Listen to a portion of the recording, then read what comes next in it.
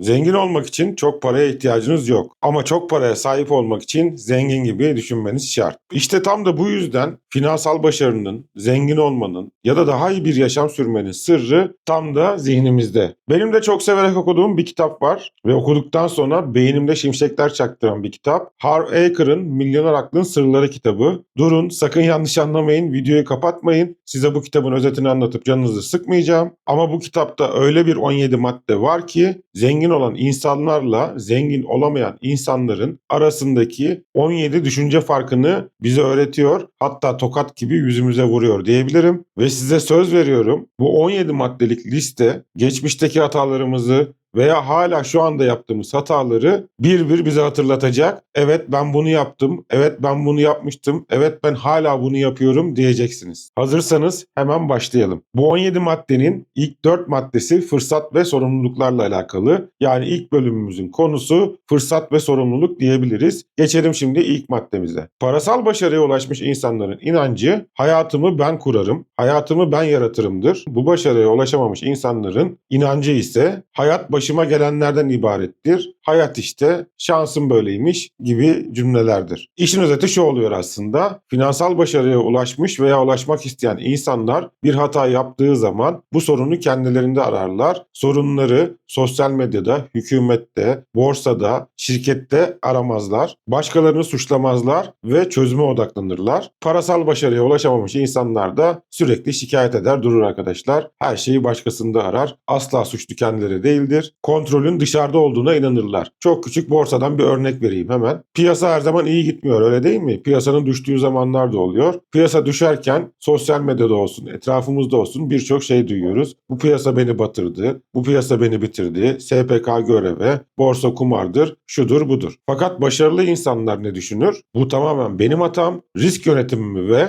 çeşitlendirmemi nasıl daha iyiye götürebilirim diye oturur düşünürler ve bunun yollarını ararlar. Geçelim ikinci maddeye. Parasal başarıya ulaşmış insanlar para oyununu kazanmak için oynarlar. Bunu başaramamış insanlar da kaybetmemek için oynarlar. Kazanmaya odaklanmak her zaman için potansiyel fırsatları daha iyi görmemizi sağlar. Kaybetmeme dürtüsü, kaybetmeme amacı sizi her zaman en güvenli ama en düşük getirili limana doğru sürükler. Bu alanı sizi hapseder. Bu tarzda düşünen insanlar enflasyon karşısında dahi erime riskini göze alarak güvenliği tercih ederler. Örnek, faize parasını yatıranlar diyelim. Faizi yatırım zannedenler diyelim. Kesin para ya, kesin geliyor ya, güvenli liman ya. Bu örneği vermek istedim bu düşüncede olan insanlar için. Fakat başarıyı yakalamış ve zengin insanlar ne yapar? Risklerini hesaplarlar ve büyümeyi hedeflerler. Daha çok nasıl kazanabilirim? Daha çok nereden kazanabilirim diye araştırma içine girerler. Üçüncü maddemiz, parasal başarıya ulaşmış insanlar bu yola baş koyarlar. Buna ulaşamamış veya umurlarında bile olmayan insanlar zengin olmayı sadece isterler arkadaşlar. Evet, sadece isterler. İstek sadece bir dilekten ibarettir. Baş koymak ise disiplin ve fedakarlık ister. Tüm engellere rağmen ilerleme kararlılığı gerektirir. Gerçek zenginlik uzun süreli bir taahhütün sonucu oluşur. Hemen buna yine bir örnek verelim. Bu yola baş koymuş ve başarmış insanlar zorlu piyasa koşullarında dahi düzenli birikim ve yatırım planlarına son derece sadık kalırlar. Bunu başaramamış veya zenginliği dileyen insanlar kolay zenginlik vaat eden, kısa vadeli, yüksek riskli, kaldıraçlı tiyolar peşinde koşarlar. Birinci bölümümüzün son maddesi, yani dördüncü maddemiz. Parasal başarıya ulaşmış insanlar büyük oynarlar. Buna ulaşamamış insanlar da küçük oynarlar. Bunu başaramamış insanların kazandığı paralar genellikle hizmet edilen yerlerden gelir veya etki edebildiği alan kadar doğru orantılıdır. Yaptığı iş kadar doğru orantılıdır. Başarıya ulaşmış insanlar ne düşünür? Milyonlarca insanın hayatına nasıl dokunabilirim? İnsanlara nasıl faydalı olabilirim? Bu sorunu nasıl çözebilirim? Bununla ilgili nasıl projeler yapabilirim? Yenilikçi nasıl iş fikirleri bulabilirim? Gibi sürekli ileriye dönük yeni adımları düşünürler. Şimdi geçelim ikinci bölüme. İkinci bölümümüz de 4 maddeden oluşuyor. Çevresel etkileşim ve ilişkiler. Kendilerini parasal başarıya adayanlar fırsatlara odaklanırlar. Kendilerini parasal başarıya adamayanlar ise engellere odaklanır. Her finansal durumda fırsatlar ve engeller bir aradadır, öyle değil mi? Başarılı zihniyet potansiyeli görür veya öngörür. Bunun için enerji harcar. Kendisini bu başarıya adamayan insanlar da sadece zorlu kısımları görürler. Yani riskleri, zorlukları ve neden yapamayacaklarını görürler. Sürekli bunları düşünürler. Buna nasıl bir örnek verebiliriz? Yakın geçmişten örnek verelim. Pandemi zamanı. Bu başarılı zihniyete ulaşamamış insanlar pandemi zamanında ne yaptı? Borsadan patır patır kaçtılar, öyle değil mi? İnanılmaz satışlar yaptılar. Belki de çok büyük zararlarla bu işi sonuçlandırdılar. O esnada bu işi başarmış ve başarılı olanlar ve bu düşüncede olanlar ne yapıyordu biliyor musunuz? Ellerini ovalayarak başarılı olamayanların sattığı malları almak için uğraşıyorlardı. Bunu bir fırsat olarak görüyorlardı ve bunu çok iyi değerlendiriyorlardı. Günümüze geldiğimizde de başarılı olan insanların ne kadar haklı olduğunu görmüş olduk. İkinci bölümün ikinci maddesine geçelim şimdi. Parasal başarıyı yakalamış veya odaklanan insanlar gerçekten zengin olan kişilere çok fazlasıyla hayranlık duyarlar. Bunu başaramamış ve odaklanmamış insanlar ise zengin kişilerden nefret ederler. Aslında burada şöyle bir kötü durum ortaya çıkıyor. Nefret ettiğiniz veya küçümsediğiniz bir olaya bilinçaltınızda asla sahip olamazsınız. Başarılı insanlar veya başarmaya odaklanan insanlar zengin olan insanları bir ilham kaynağı olarak görürler. Mesela benim Warren Buffett'a örnek almam gibi. Sıkıntı çekenler veya başarıya odaklanamamış insanlar ise zenginliği zihinlerinde kötü bir şey olarak kodlar arkadaşlar. Evet, çok acı ama böyle yaparlar. Zenginliği zihinlerinde çok kötü bir şey olarak kodlarlar ve haliyle bu durum onları finansal olarak sabote eder. Geçelim üçüncü maddeye. Parasal başarıya odaklı insanlar veya başarılı olmuş insanlar genellikle hayatta başarılı olmuş ve olumlu insanlarla takılmaya çalışırlar. Bunu başaramayanlar da haliyle tam tersi olarak olumsuz ve başarısız insanlarla takılırlar. Enerji bulaşıcıdır. Etrafımızdaki insanların finansal standartları sizin ortalamanızdır. Bu sözü çok fazlasıyla duymuşsunuzdur herhalde. Başarılılar veya başarılı olmak isteyenler, zengin olmak isteyenler kendilerini geliştiren bir çevre edinmeye çalışırlar. Bu çevreyi böyle görürler. Alabildikleri her bir fikri, zihniyet örneğini tıpkı bir altını mücevher kutusuna koyup sakladıkları gibi zihinlerinde tutarlar. Şimdi geçelim ikinci bölümümüzün son maddesine. Parasal başarıya ulaşmış insanlar kendilerinin ve değerlerinin tanıtımını yapmayı çok severler. Bunun için gönüllüdürler. Buna ulaşamamış insanlar ise satış, pazarlama, reklam, ticaret gibi konularda çok fazlasıyla olumsuz düşünür. Belki kendimizde çok büyük bir değer vardır ama sadece bu değere sahip olmak yetmez. Bu değeri herkese tanıtmak, herkese duyurmak, herkese inandırmak gerekir. Başarılı insanlar pazarlama ve reklamın, işlerinin ve dolayısıyla servetlerinin büyümesi için gerekli olduğunu bilirler. Başarılı olmak istemeyenler, zengin olmak istemeyenler ise bunların fuzuli masraf olduğunu zannederler. Bunu yapmazlar, bundan çekinirler ve hak ettikleri gelirleri asla elde edemezler. Şimdi gelelim 3. bölüme. 3.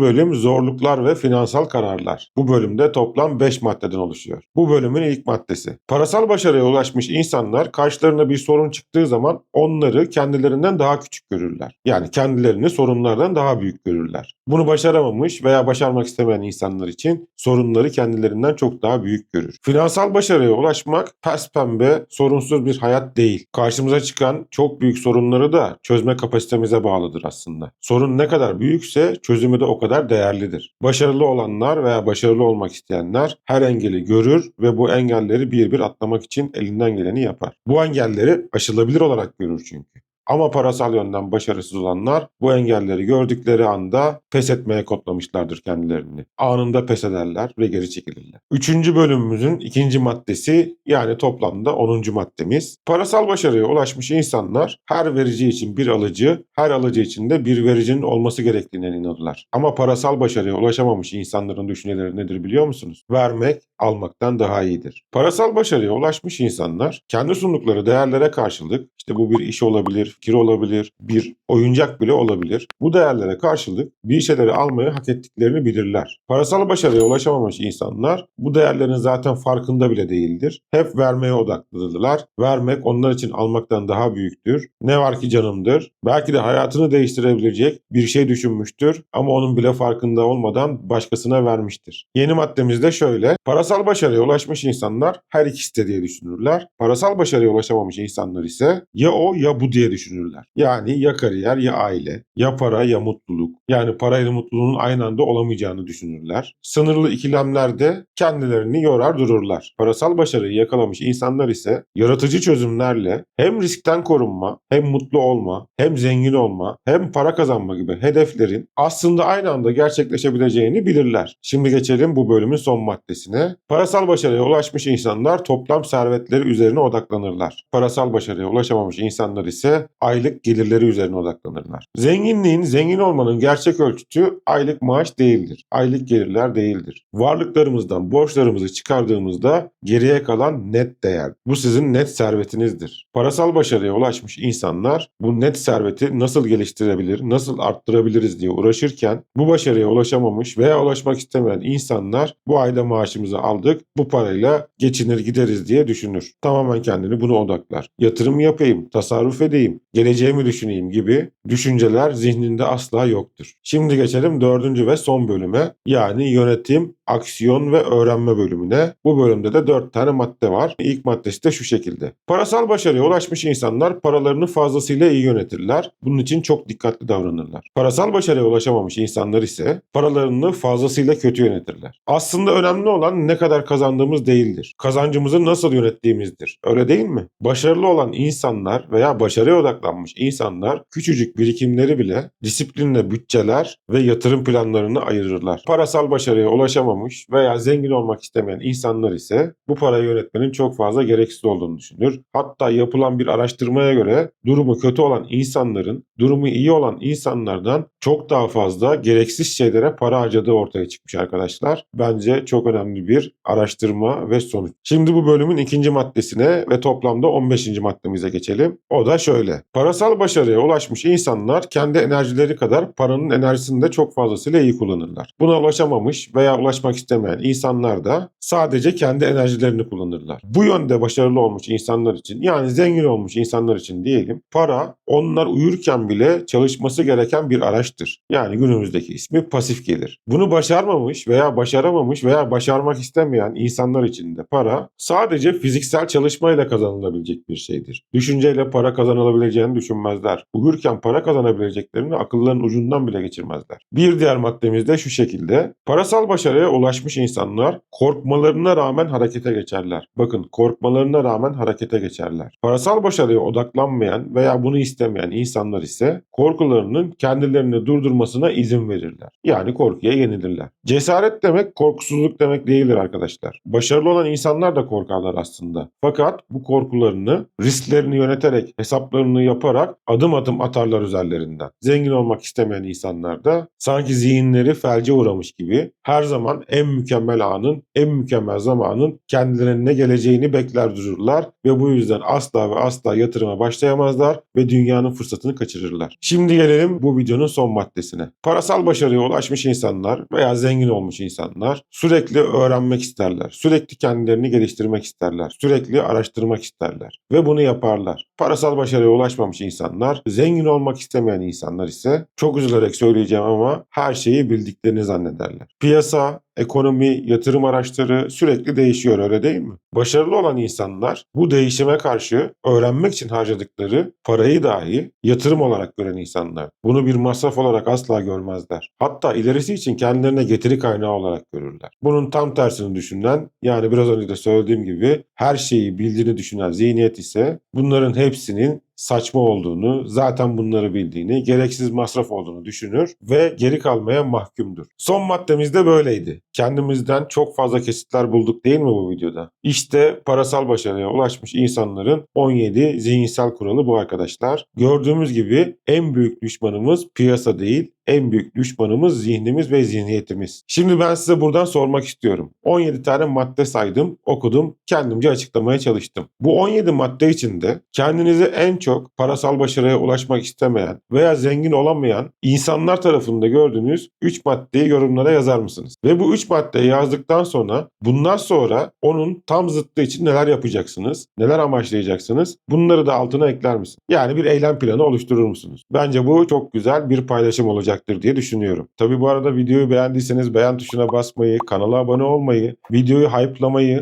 hatta gerekirse videoyu paylaşmayı da unutmayalım arkadaşlar. Biliyorsunuz bizim motive kaynağımız da sizlersiniz ve bunlar. Bugünkü videomuz da bu kadardı. Beni buraya kadar izleme zahmetinde bulunduysanız çok teşekkür ederim. Bir dahaki videoda görüşmek üzere. Hepinize kazançlı günler dilerim. Kalın sağlıcakla.